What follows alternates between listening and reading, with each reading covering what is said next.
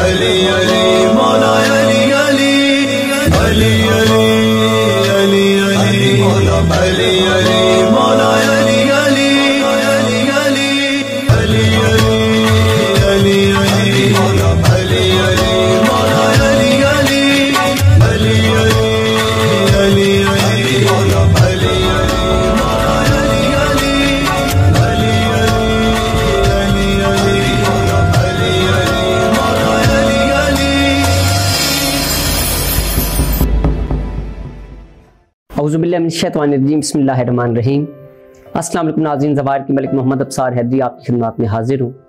ناظرین، جیسا کہ آپ جانتے ہیں کہ مختلف روحانی شخصیات کے ساتھ میں آپ کی ملاقاتیں کرواتا رہتا ہوں. آج جس شخصیت کے ساتھ آپ کی ملاقات کروانے والا ہوں یہ کسی تعارف کے محتاج نہیں ہے. میرے بہت ہی بہترین دوست، میرے بھائی، جن کا نام دنیا جانتی ہے، کسی تعارف کا محتاج نہیں ہے، کسی تعارف کے محتاج نہیں ہے. مولا پنجتن پاک نے سلامت رکھیں. ماشاءاللہ اسٹرالوجی کے اندر، ٹیرو کارڈ کے اندر جس طریقے سے ایک لفظ آپ کے ساتھ بولوں، ایک جملہ بولوں کہ ہر فن مولا اور مرشد کی نگاہ کے چنڈے ہوئے ایسے میرے بھائی، میرے دوست، جن کی محبتوں نے مجھے مجبور کر دیا ان کے پاس آنے کے لیے. میری مراد میرے بہترین دوست، میرے بھائی داؤد بھائی ہیں، جن کا تعلق لاہور سے ہے اور اپنی مثال آپ ہیں. آج آپ سے میں ان کی ملاقات کرواتا ہوں اور اپنا فیڈ بیک دیجیے گا کہ آپ کو یہ انٹرویو کیسا لگا. ناظرین، چلتے ہیں ابصار بھائی کی طرف. ابصار بھائی سے میں کچھ ذاتی دلچسپی کے اور کچھ روحانیت کی دلچسپی سے متعلقہ سوال کروں گا. ابصار بھائی، بہت شکریہ، آپ نے اپنا وقت نکالا اور ہمارے پاس تشریف لے کر آئے. میں کچھ روحانیت کا ایک ادنا سا طالب علم ہونے کے ناطے آپ سے جسارت کروں گا. ایک چھوٹا سا سوال کہ روحانیت شوق سے آتی ہے یا توفیق سے آتی ہے؟ فرسٹ آف آل تو میں آپ کا انتہائی شکر گزار ہوں کہ آپ نے اپنی محبتوں سے مجھے نوازا. خالق کائنات نے ہر انسان کو کسی نہ کسی چیز سے نوازا ہے، ہر طرح کی دولت سے، ہر طرح کے حسن سے نوازا ہے اللہ پاک نے انسان کو. جن لوگوں کو توفیق نہیں ہوتی اس کے در پہ سجدہ کرنے کی، اس کے در پر جو لوگ جھکتے نہیں ہیں، میں کہتا ہوں کہ انہیں کامیابی بھی حاصل نہیں ہوتی. اور روحانیت توفیق سے ملتی ہے. کئی لوگ آپ بازاروں کے اندر دیکھتے ہیں، چوکوں کے اندر دیکھتے ہیں، کئی لوگ کٹورا لے کر مانگ رہے ہوتے ہیں اور کچھ فقیر دے رہے ہوتے ہیں. فقیر کا ہر فعل وہ پنجابی والا فق کر دیتا ہے، جو رنگ اڑا دیتا ہے. جو لوگ اپنے آپ کو پہچاننے کی کوشش کرتے ہیں، فرسٹ آف آل ان کو چاہیے کہ وہ اپنے گھر کے مرشد، اپنے والدین کا عزت و احترام اور ان کی فرما برداری کرے تاکہ آپ کے گھر کے دونوں مرشد راضی ہوں. اچھا، یہ بات ٹھیک ہے، بڑی زبردست آپ نے بات کیا کہ گھر کے مرشد اور والدین سے ہوتا ہے. تو یہ جو لوگ روحانیت کی طرف سے یا روحانیت کی طرف آتے ہیں، ان کا مقصد کیا ہوتا ہے؟ دیکھیں، فرسٹ آف آل تو یہ چیزیں ہیں کہ جو میرے تجربے کے اندر ہیں، 24 سال عملیات کی زندگی کے اندر، 35-36 سال اب میری بھی عمر ہو چکی ہے. کئی لوگ عاملین کے ستائے ہوئے، آج کل آپ دیکھ لیں کہ 100 میں سے 99% لوگ جھوٹے ہیں، جنہیں سیدھی جو ہے نا وہ بسم اللہ بھی نہیں آتی، جنہیں سیدھی نماز بھی نہیں آتی. وہ لوگ اپنے آپ کے ساتھ مخلص نہیں ہیں. اور ہم لوگ جو کہ سائل بننے والے لوگ ہوتے ہیں، جن کے ساتھ پریشانیاں کریٹ ہوتی ہیں، ہم لوگ یہ چیز چاہتے ہیں کہ فلاں بابے کے پاس جائیں گے نا تو ہمارا وہ مسئلہ حل کر دے گا، ہم فلاں جگہ پر جائیں گے تو یہ مسئلہ حل ہو جائے گا. اس کے کنیکشن کو ہم نے چھوڑ دیا. کئی لوگ جو ہے مختلف لوگوں کے پاس جا رہے ہوتے ہیں اور ان کا یہ مقصد نہیں ہوتا کہ اللہ ملے یا اللہ کے ساتھ ان کا تعلق بنے، ان کا مقصد ہوتا ہے ان کا کام ہو.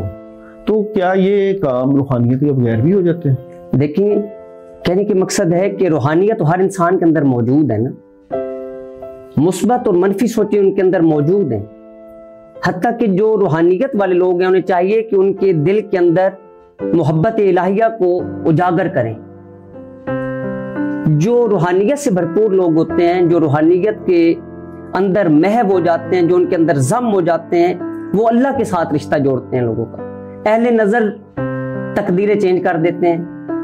اقبال کا بہت زبردست شعر ہے کہ نگاہ مرد مومن سے بدل جاتی ہیں تقدیریں، جو ہو ذوق یقین پیدا تو کٹ جاتی ہیں زنجیریں. مگر وہ ذوق، وہ شوق، وہ روحانیت سے محبت اس وقت کے دور میں نہیں ملتا، کیونکہ ہم نے جو پہلے اپنے بزرگوں کو دیکھتے تھے، اولیاء اللہ کو دیکھتے تھے، تو وہ اپنے بزرگوں کے کہنے پہ، بڑوں کے کہنے پہ اپنی عمریں جو ہے وہ جان سار کر دیتے تھے، اور ایک بات کو ماننے کے لیے اتنی جد و جہد اور کوشش کرتے تھے.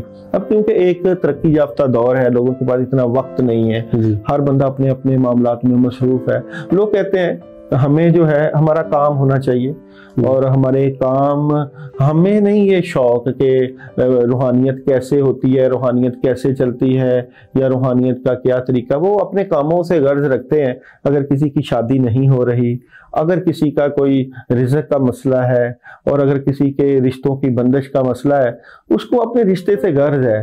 تو کیا آپ نہیں سمجھتے کہ جب یہ لوگ مختلف عاملین لوگوں کے پاس جاتے ہیں تو وہ ان کے مسئلے حل کرنے کی بجائے ان کو اپنی ہی پٹری پہ چڑھا دیتے ہیں کہ جی اب یہ عمل کریں گے تو یہ جن آئے گا، یہ عمل کریں گے تو یہ جن آئے گا. جنات فرسٹ آف آل تو آپ کا توکل ہے نا.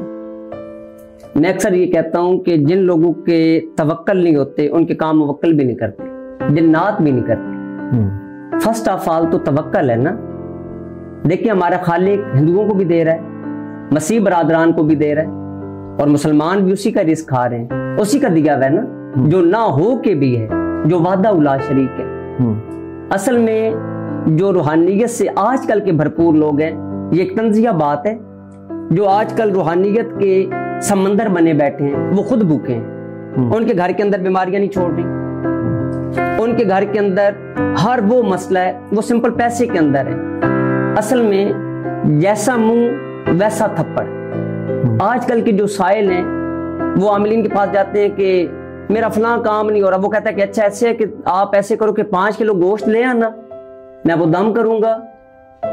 1 کلو رکھوا دیا قبرستان میں اور 4 کلو گھر کھایا. اصل میں روحانیت ہر انسان کے اندر موجود ہے. کیا ایک بندہ جو اپنے خالق کو تنہائی کے اندر یاد کرتا ہے، ہجوم کے اندر یاد کرتا ہے، کیا خالق کے کائنات اسے نہیں دے رہا؟ اسے دے گا نا. نہیں، یہ بات ٹھیک ہے، بڑی زبردست بات ہے کہ روحانیت ہر بندے کے اندر موجود ہے. 1,24,000 انبیاء کرام کا اس دنیا میں آنا، اور پھر اولیاء اللہ تبع تابعین کا سلسلہ، اور اس طرح ایک کتاب قرآن مجید جو ہے فرقان حمید، اس کے لیے نبی کریم صلی اللہ علیہ وآلہ وسلم کا اس دنیا میں مبعوث ہونا اور بتانا، اور نبی کریم صلی اللہ علیہ وسلم کی جو ذات ہے وہ چلتا پھرتا قرآن ہے. تو میں کیا آپ سے یہ بات سمجھنا چاہوں گا کہ نبی کریم صلی اللہ علیہ وآلہ وسلم جو ہے ہمارے لیے چلتا پھرتا نمونہ حیات اور چلتا پھرتا قرآن ہے. کیا روحانیت جس طرح ہر بندے کے اندر موجود ہے تو ہر بندہ جو ہے وہ روحانیت سے فائدہ کیوں نہیں اٹھا پاتا؟ اس کی سب سے بڑی وجہ میں نے آپ کو پہلے بھی دبے لفظوں کے اندر بتایا ہے کہ اس کے ذہن میں ایک بات بیٹھ چکی ہے کہ میں کسی بابے کے پاس جاؤں گا، کسی عامل کے پاس جاؤں گا، کسی صاحب روحانیت کے پاس جاؤں گا تو میرا مسئلہ حل ہوگا. میرے اوپر فلاں بندے نے یہ عمل کر دیا ہے. آج کل آپ دیکھ لیں کہ اچھا آپ کا رشتہ ٹوٹا تھا، جی ٹوٹا تھا. اچھا آپ کا کوئی جھگڑا ہوا تھا، جی ہوا تھا. آپ ایک زندگی میں بہت سخت بیمار ہو گئے تھے، جی ہوا تھا. یہ تمام چیزیں کن لوگوں کے ساتھ نہیں، انہیں نئے وہم کے اندر ڈال دیتے ہیں. اچھا کام کتنے دنوں کے اندر ہوگا؟ جی 7 دنوں کے اندر ہو جائے گا، 21 دنوں کے اندر ہو جائے گا. اب کیا ہو رہا ہے؟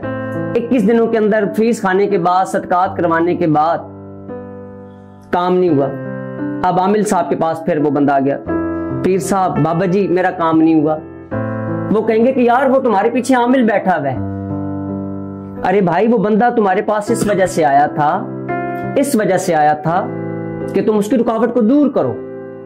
21 دن کام کرنے کے باوجود بھی اس کا کام نہیں ہو سکا. یعنی کہ اصل میں انسان اپنی روحانیت کو مار چکا ہے، انسان روحانیت کا قاتل ہے. اچھا یہ بات تو ٹھیک ہے، ماشاءاللہ بڑی زبردست بات کی. ایک بندہ ہے، اس کے معاملات میں رکاوٹیں آئیں. مثال کے طور پہ اس پوری کائنات میں جس طرح شر کا نظام ہے اس طرح خیر کا نظام بھی ہے. شر کے نظام میں کسی بندے کے ستاروں کے اوپر بد اثرات ہیں. مثال پر ستاروں کا اثر ہوتا ہے, نیگیٹو اثر بھی ہے, پوزیٹیو بھی ہے. جس طرح چاند کا اثر ہے, یہی بات ہے, نشانیاں موجود ہیں خالق کے کائنات, پوزیٹیو بھی ہے نیگیٹو بھی ہے. اور اسی طرح جنات اور جادو کی حقیقت بھی موجود ہے. ایسی بات نہیں ہے کہ جنات کی حقیقت بھی ہے. سورہ جن جو ہے اس بات کی طرف دلالت کرتی ہے کہ جنات جو ہے وہ بھی موجود ہے. اور وہ دیکھیں نا, وہ کل سے شروع ہو رہی ہے اور کل اٹل فیصلہ ہوتا ہے. ہاں جی, تو کیا سمجھتے ہیں ہم کہ یہ جو شیطانی نظام ہے, یہ جو شر کا نظام ہے, یا یہ جو جنات ہیں یا یہ جادو ہیں, ان سے کیسے لڑا جائے؟ دیکھیں, میں اپنی زندگی کا جو میرا تجربہ ہے, جو لوگ سورہ فاتحہ پڑھتے ہیں, 9 مرتبہ پڑھیں, 1 مرتبہ پڑھیں, 11 مرتبہ پڑھیں, 21 مرتبہ پڑھیں, 70 مرتبہ پڑھیں, 90 مرتبہ پڑھیں, ان کے گھر میں بیماری داخل نہیں ہوگی. جو لوگ 4 کل پڑھتے ہیں, ان لوگوں کے گھر میں نہ جادوگر کوئی وار کر سکے گا, نہ ان کے اوپر کوئی حسد کا وار ہوگا, نہ نظر بد ہوگی, نہ نظر نحوست ہوگی. جو لوگ سورہ نجم یا پھر سورہ علم نشرہ اس کا ورد کرتے ہیں, ان کے رستوں کے اندر رکاوٹ نہیں ہوگی, نحوست ختم ہو جائے گی. اب سار بھائی, میرے خیال میں آپ کے پاس بھی اکثر لوگ آتے ہوں گے اور بھی عاملین لوگوں کے پاس جاتے ہوں گے. جب یہ لوگ ہمارے پاس آتے ہیں جی, یا آپ کے پاس یا میرے پاس, میں بھی کیونکہ اس چیز کو سمجھتا ہوں, تو یہ جو لوگ ہوتے ہیں یہ تو خود آپ 70 مرتبہ 100 مرتبہ کی بات کر رہے ہیں ماشاءاللہ.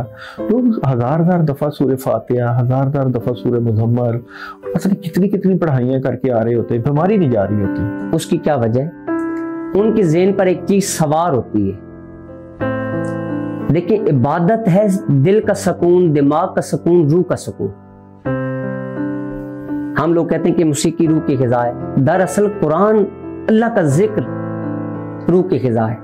نہیں, وہ تو ٹھیک ہے بات مان لی. دیکھیں, ایک بندہ پڑھ رہا ہے, ہم کس چکر میں ہوتے ہیں. اب یہاں پر میں آپ کو یہاں پر ایک بہت اہم بات بتانے لگا ہوں. آپ نے مجھے کہا میں آپ کے پاس سائل ہوں, میں آپ کے پاس آیا کہ داؤد بھائی میرے گھر کے اندر فلاں مسئلہ ہے.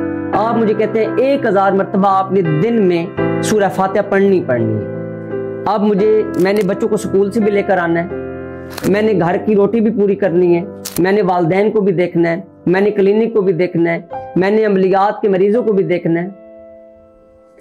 میرے اوپر وہ ایک بوجھ ہوگا. میں نے کہا کہ آپ انہوں نے بتائی دیا یہ کام تو کرنا ہے, ہو سکتا ہے ایسے ہو جائے. میں یہ نیت کر لوں کہ یا اللہ پاک, انہوں نے مجھے, جو تیرے بندے نے مجھے, جو تیرا بندہ میرا وسیلہ بنا ہے, اس نے مجھے یہ بتائی ہے اگر میں تیرا نام 1 مرتبہ بھی لے لوں میرا مسئلہ حل فرما دے. ہم ذہنی سکون کے مطابق اسے نہیں کر رہے ہوتے, ہم بوجھ بنا کر اسے پڑھ رہے ہوتے ہیں. ایک بندہ اتنی زیادہ ذکر اذکار, پڑھائیاں, عملیات کر کے ایک عامل کے پاس جا رہا ہے, اور عامل بھی اس کو اتنی ہی پڑھائیاں, اتنے ہی ذکر اذکار, اتنی ہی محنت پہ لگا رہا ہے, تو عامل کے پاس جانے کا کیا مقصد ہے؟ دیکھیں, آپ عامل کیوں کلوایا جاتا ہے؟ عامل کون ہوتا ہے؟ آپ کے اوپر سوال ہے کہ عامل کون ہوتا ہے. جیسے ڈاکٹر ہے, آپ ڈاکٹر کے ٹیکہ خود لگا لو, ٹیکہ خود لگا لو, وہ لگا سکتا ہے, میں لگا سکتا ہوں ٹیکہ؟ نہیں. یہی بات جو آپ کہہ رہے تھے کہ ایک بندہ جب ایک عامل کے پاس جا رہا ہے, وہ کہہ رہا ہے جی 100 مرتبہ سورہ فاتحہ پڑھ لو اور 70 مرتبہ یا 80 دفعہ پڑھ لو, تو وہ تو یہی بات کر رہا ہے نا کہ آپ ٹیکہ خود لگا لو. ٹیکہ خود لگا لو. آپ پڑھنے کے لیے کیوں پھر بتاتے ہیں؟ اس میں یہ چیز ہے کہ ہو سکتا ہے کہ آپ کا کوئی ناکردہ گناہ اس طرح کا ہے, ہو سکتا ہے آپ کے اوپر کون سا مسئلہ ہے, ہو سکتا ہے کہ آپ اللہ پاک کی راہ سے ہٹ چکے ہوں,